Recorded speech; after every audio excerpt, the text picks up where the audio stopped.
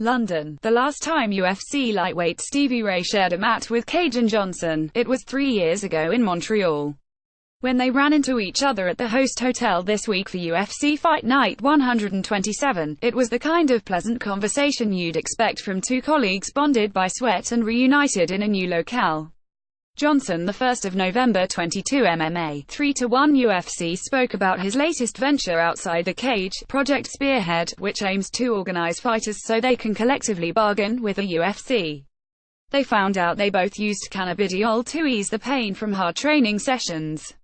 They left talking about a beer after the fight. The banter wasn't enough, however, to make Ray 21-7 MMA 5-2 UFC forget why they crossed paths in the first place. On Saturday, they would be locked in a cage, fighting for their jobs. At the end of the day, I'm going to try and knock his head off, Ray told MMA Junkie in advance of his UFC Fight Pass bout at the O2 in London. Well, get a drink after and whatever may be, but when a cage closes, I'm making sure I remember I want to kill this guy. Ray's last trip to the cage, he almost forgot.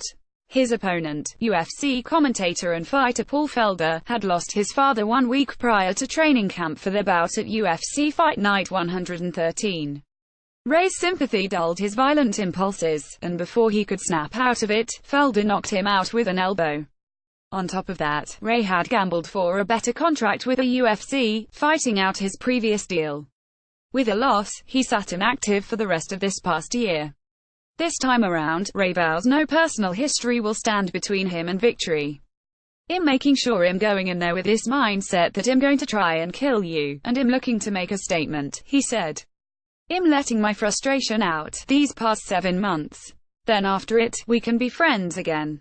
For more on UFC Fight Night 127, check out the UFC Rumors section of the site.